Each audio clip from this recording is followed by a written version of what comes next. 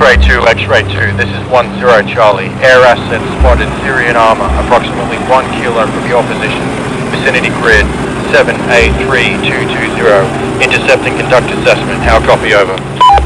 10 Charlie, X-ray 2. Roger, moving to intercept.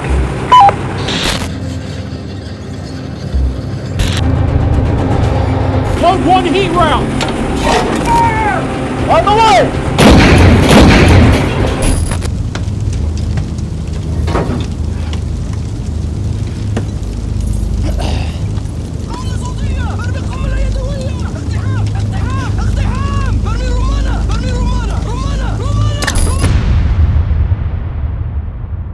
Yeah, good. No, I'm really starting to like America. It's a good place, and I'm really fitting in. I think I'm definitely getting the hang of the culture, and everyone's accepting me. It's great. You know, I'm even losing my accent. I'm getting like an American accent now. It's really good.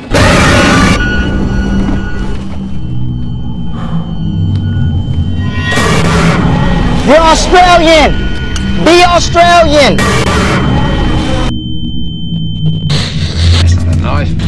That's a knife.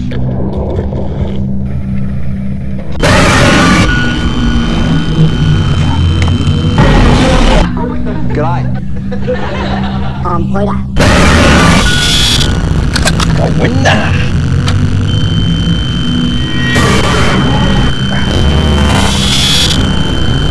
And that's because they're not fucking fresh eggs.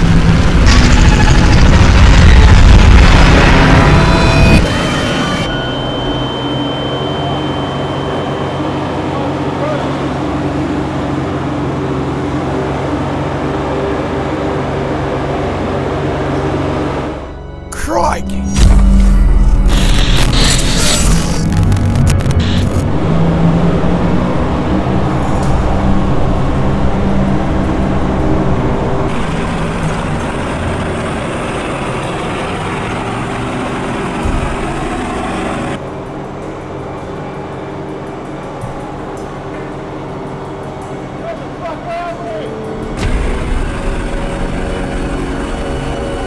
X-ray 2, X-ray 2, this is 10 Charlie. Air asset spotted Syrian armor, approximately 1 kilo from your position. Vicinity grid 783220. Intercepting conduct assessment. How copy over? 10 Charlie, X-ray 2. Roger, moving to intercept.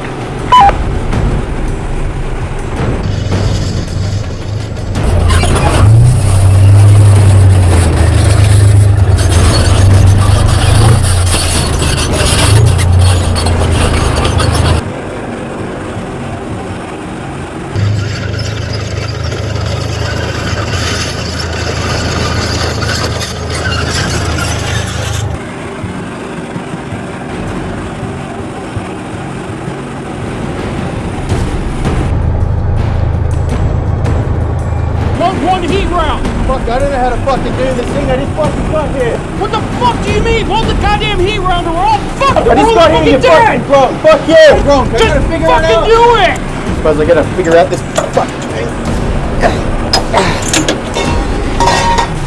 What do I do here? Fucking push the I never button, did man. the fucking thing. I got it. Send it, mate. Send it. 12 o'clock! T-62! Fire! 11 o'clock! 200 yards! Fire! On the way.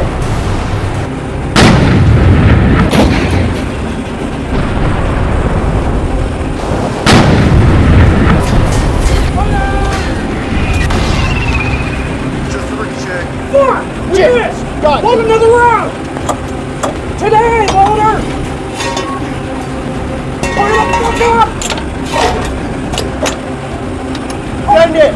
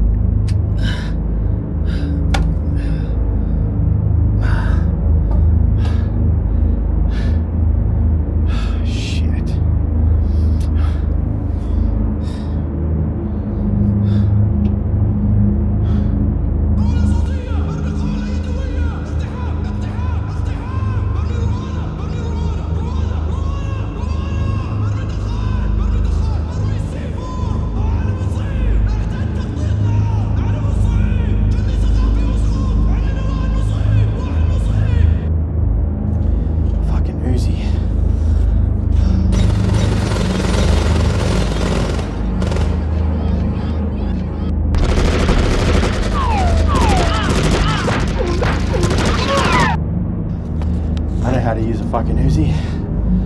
Yeah. Okay. I'm gonna fucking nip him with an Uzi. I'll fucking nip ya!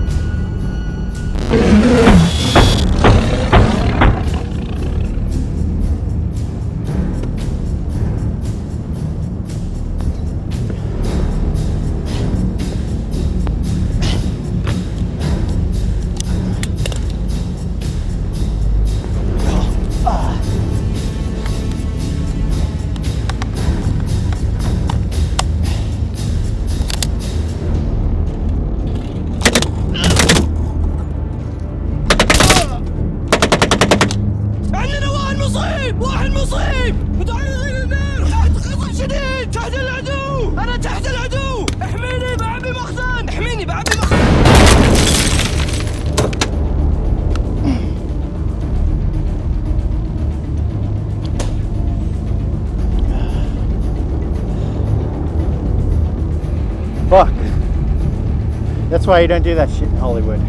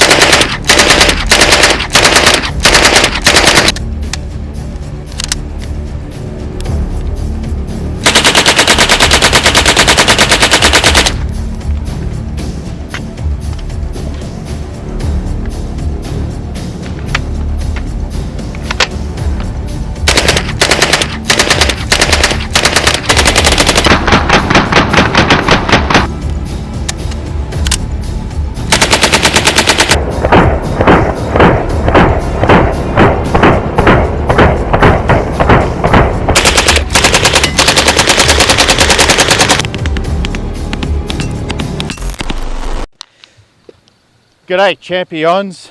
Today on Military Armaments Company, Uzi 9mm. Now, I know what you're thinking. It's not every bloody day that a fucking mad Aussie gives you a lecture on an Israeli firearm. Yet here we are. So, I also know what you're thinking. We've done this. However, you haven't done it. In a tank. So come on in, get the fuck in here and let's have a look. And we'll dive into the Uzi.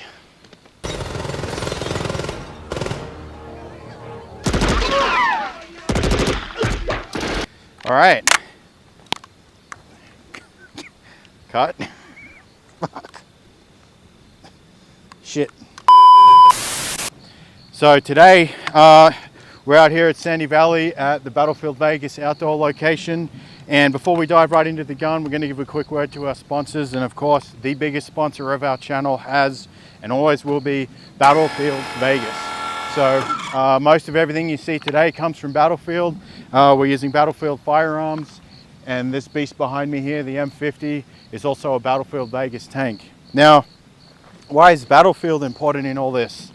Because people go to Vegas and they don't fucking gamble anymore. they'd rather spend their money on something that's actually fucking cool. So when you rock up at Battlefield, spend that money shooting a firearm or getting your rocks off on a minigun, which, by the way, Battlefield is the only place in Vegas you can rent and shoot the minigun. Additionally, we have a whole suite of other firearms available for rent. So come in, hit the website, see what we got, and you can come in and have a blast with your friends, quite literally. I get it, have a blast. Fuck. Ignore that. But also, more importantly, Battlefield is not just a machine gun rental range, it's also a living, breathing history museum. And this magnificent piece here behind us is the M50 Sherman. This is an Israeli tank. It's been fully modified from World War II by the Israelis. And if you want to see an in-depth dive into this tank and everything that went into this behind us, you can check out one of our previous videos, the M50 in depth. And that's for all those tank junkies out there that really just have to go crazy and get right into armor. And anyway, so M50 and then the Uzi. Additionally, today's blank fire conversion for the Uzi, which we used in the start of our film, was provided by Military Movie Rentals. And if you are in the film industry, you can hit their website up, and they offer armorist services and safe consultancy of firearms on a film set. So today's Uzi was converted by Military Movies Rentals for blank fire. Additionally, with a lot of our smoke grenade and air mortar props, it was also Military Movie Rentals. So thank you to our sponsors. Moving on, getting on to the good stuff, the Uzi. Okay, so basically a weapon that a lot of you know about. It's made very popular by a lot of the Hollywood movies. It's seen several places, several conflicts all over the world. And during the big 1980s action movie boom, this thing really made its own and made its way into the public eye. Now, the Uzi really is an iconic firearm, and it is seen by today's standards as more or less obsolete, and it is often compared to a lot more of the modern counterparts. However, what we're going to go over today is one of my favorite subjects, and that is not necessarily capability of a firearm in conflict, but the manufacturing and engineering mindset that goes behind this gun. So a quick history lesson: post-World War II, Israeli federates, becomes their own nation. Damn it, Israeli, that's not a country. Israel federates, becomes their own nation, and they're essentially a brand new nation. And they realize that post-World War II, it's time to really go across the board with every nature of a country, being education, manufacturing, military, hospitals, and so on. And they realize that to arm their military is a crucial part of that process. So being as that Israel was such a new state at that time in the late 40s, early 50s, countries really weren't willing to conduct business and mass sales of arms to those countries. So they had to look in-house to manufacture. So that is the first ingredient that goes into the manufacturing of this firearm and what makes it so unique. The second is that at the time, the military really was using only a surplus of World War II weapons, and we're kind of moving into that modern Cold War era, and they're realizing that old surplus guns from World War II really aren't cutting the mustard. So they move on to, again, looking in-house to manufacture something that is simple. So then they turn to the military, and they also realize that, hey, our military is also new. We have very little experience to draw upon. Therefore, ease of training, safety is also a major consideration. So this firearm right here really became a child of necessity for Israel. And it was not, let's produce the most capable, most awesome firearm ever in existence. It really is Israel looking back and seeing what is their industries at that time actually capable of producing.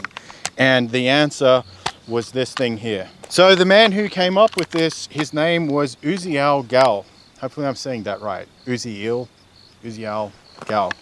And it probably sounds even more fucked up with an Australian accent.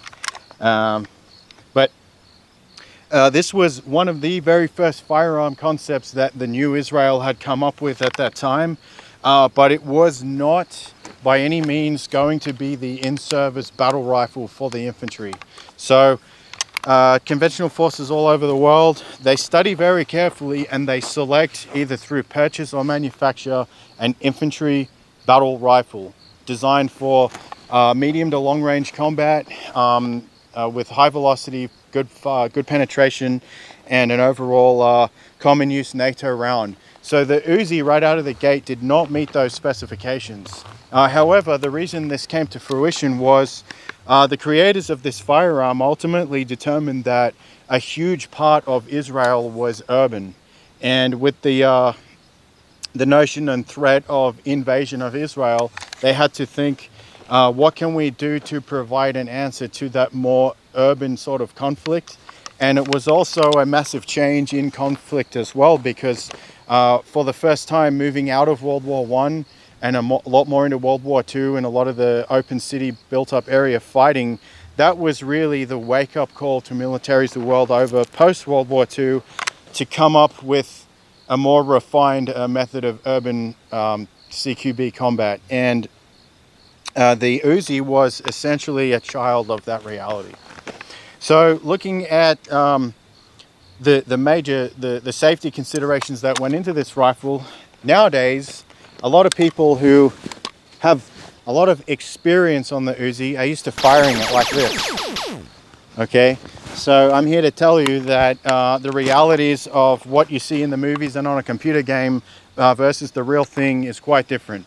So firearms don't just surface and then they have an overall rating of good or bad. There's a lot of design concepts and reasons why things are created the way they are. So the Uzi in particular, we're going to go back to that notion of, hey, we've got a brand new military with very little experience to draw back on. We need to get together, come together and consolidate. And one of the things that was given was that we need a weapon that is easily trainable to our troops. And so the slower rate of fire, the extra safety was paramount in the design of this thing.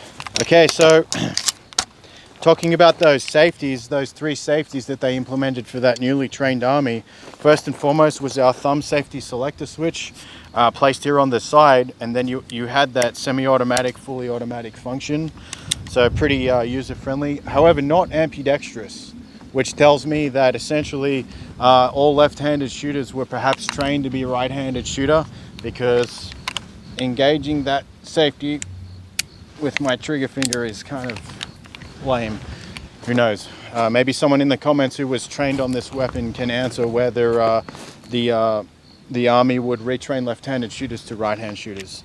The second safety was our grip safety. So located at the back of the pistol grip here. An often unpopular opinion with some firearm guys out there, but again, that was introduced as a secondary safety measure in addition to that. And then the third safety measure introduced was a military drill rather than a mechanical function, because by design it's an open bolt weapon. However, with the bolt closed, the weapon will not fire. So Israeli soldiers or new Israeli soldiers of the time would essentially move through an area, and it was not until they were ready to engage in combat that they would actually bring their working parts rearward to where they could fire the gun in combat. So they're your three safety measures. And then also that slower rate of fire, that compact design was again given to the nature of simplifying the training to a new military. Another consideration of that notion was the pistol grip mag well. So the whole idea of putting the magazine inside the pistol grip was not necessarily a new concept of the time. However, it was only one of two or maybe three subguns after the original concept that featured this. The whole idea of the mag well pistol grip is for hand-eye coordination, with the notion of bringing your one hand to the other hand. So it was essentially there for reloading in nighttime or dark areas where you couldn't see. But getting that muscle memory of bringing one hand up against the other was there for, again, those new trainees to get a better handle on the firearm. So now moving into the manufacturing genius behind this firearm, and it really is an interesting gun because generally, there's 3 ways to make a firearm. You can do pressed sheet steel, you can do milled receiver from a solid billet, or you can do what's called a rivet gun, where plates are essentially riveted together in a receiver pattern. Now, in terms of manufacturing, pressed sheet metal is the simplest, fastest way to roll out almost anything in your industry, not just firearms. So this kind of followed the path of the AK-47. So the AK-47 began its life as a milled receiver.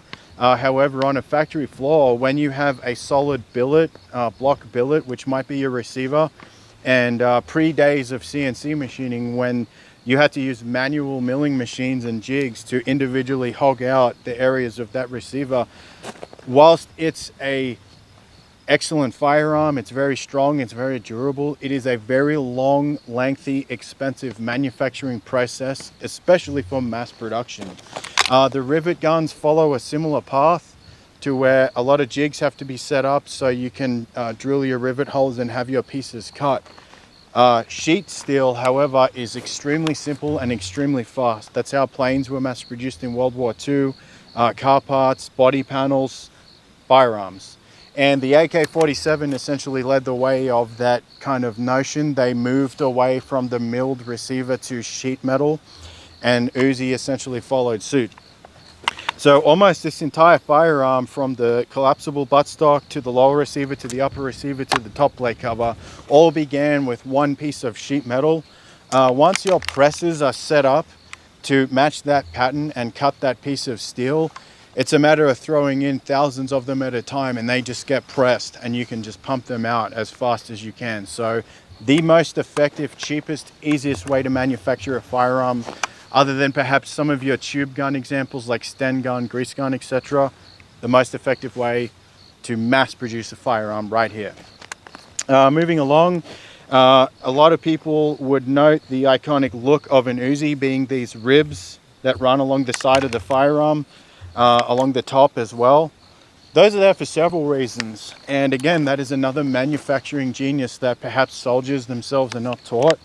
But the Uzi was designed to be a rugged, reliable firearm, and that was placed above the importance of accuracy, because they knew, once again, with the newly trained army, the time and money invested in making soldiers super accurate with this gun, it's a costly process. So let's scale it back to have reliability and functionality before we move towards accuracy and complexity.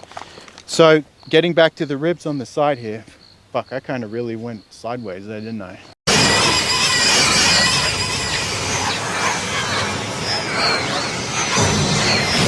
All right, back on track. The ribs serve 2 purposes. So number 1 is that this whole gun, being the nature of reliability, first and foremost, would be it self-cleans. So the first thing you have to do into a firearm to have it self-clean during its operating cycle is loose tolerances. So if we went with that hyper-focused German precision and made all our tolerances really tight, first and foremost, that increases your production time again and your production cost. Secondly, with tight tolerances, the second a grain of sand or dirt gets into those working parts, those tighter tolerances cause the gun to start friction rubbing, running slower than it should, eventually leading to a jam.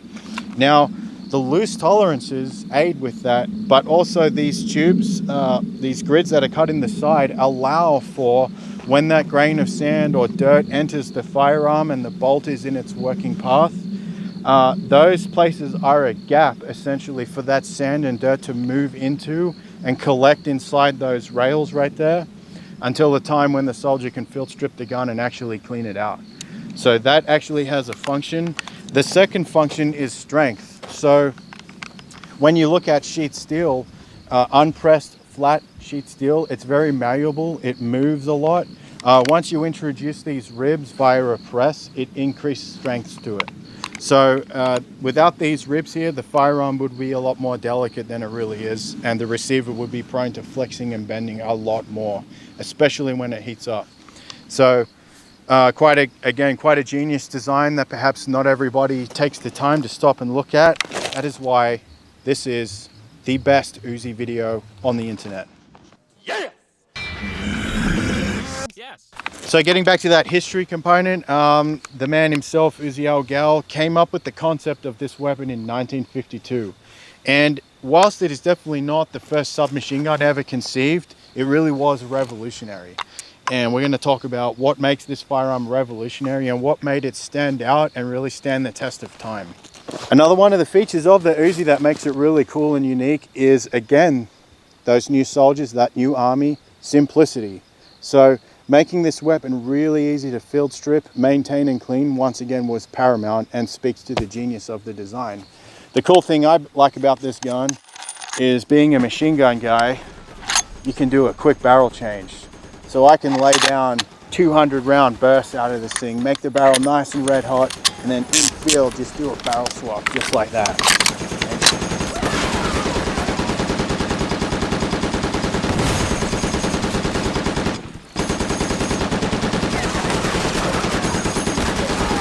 So it is important to note that Uzi Al-Ghal did not actually want this firearm named after him.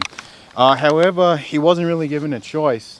And essentially, what is important to note is, at that time in Israel, again being a new nation, they needed somewhat of a, you might say, morale boost. And Uzi Al-Ghal was kind of lifted up a little bit as maybe a national hero because of the work that he put into this firearm. We need our heroes. That kind of need for a role model, need for inspiration, a bit of morale at that time was why he was lifted up, and this firearm was named after the man. Do you know any heroes around here? Yes, comrade. So that manufacturing stuff we just mentioned, again, the importance to note is that we've got a new nation that doesn't have industry. They have never gone through their industrialization process. So they're looking outward to buy and purchase firearms, weapons, tanks, and vehicles. So this beast you see behind me here is essentially a conglomerate mix of French weapons technology, US equipment, and then Israeli engineering to marry the two together. They did not make any of this internally. So this really was one of the first true products of Israel. And when it comes to machinery and your industrialization process, things like that would be required to make a more advanced firearm, such as an MP5, the industry in Israel really could not handle that on any level of mass production. So this really was, this firearm came from a clash with reality right after post-World War II in Israel's new state. One of the characteristics of the Uzi is that it has that open bolt. That serves several purposes, again, like we talked about, reliability. But a big consideration of the open bolt was a slower rate of fire. A slower rate of fire is, again, important for the trainability of that new and experienced army. So teaching someone marksmanship principles with a battle rifle on semi-automatic is somewhat simplified. Once you introduce 9mm subgun marksmanship to a new boot straight out of recruit training, it's quite a lengthy process to really pick up if you're an inexperienced shooter. That slower rate of fire on the Uzi really helps with that. The fuck is that? And again, the consideration of this firearm was that Israel was mostly open country, so they still had to come up with that battle rifle concept, and this was reserved mostly for close quarters battle and a lot of your Israeli special forces, special operations teams of that time. All right, the coolest part about this firearm and this tank is they were both early children of Israel. So they were both conceived or modified more or less at the same time period, and both of these weapons here saw their first active combat together in the Suez Crisis, and then on to the Six-Day War, and ultimately into the big boy, the Yom Kippur War. Quick history lesson. On our opening scene, 1973, Yom Kippur War. Yom Kippur is a Jewish holiday, and much like the Tet Offensive in Vietnam, the enemy of the time took advantage of that Jewish holiday, assuming that most of the soldiers would be pulled back off their line for the religious period, and they would have had skeleton crews maintaining their borders. And they were somewhat right. So Syria, and Egypt decided to pair up and try to take Israel back by force. Essentially, Syria took the northern border in what's known as the Golan Heights, more predominantly of the time, the Valley of Tears, and then Egypt came through on the southern flank. They crossed the Sinai Canal and tried to push into Israel. Now, once again, because a lot of the soldiers were away from the front, they really ran into an issue here.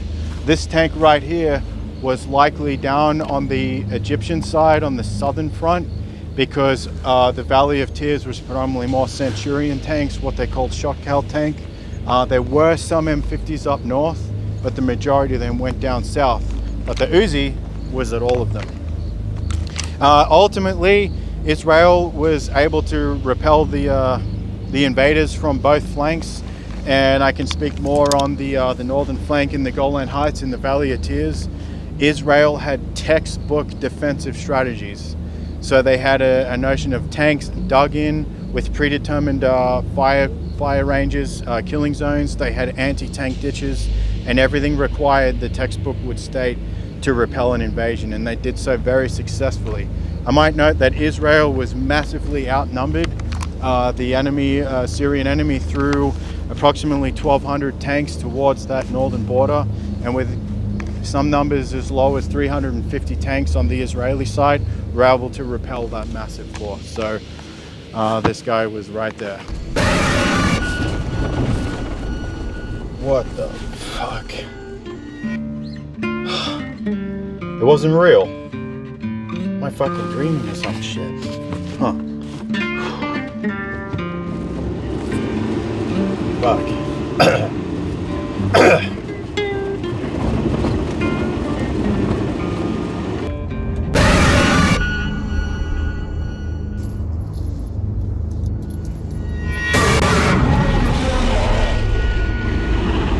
Crikey.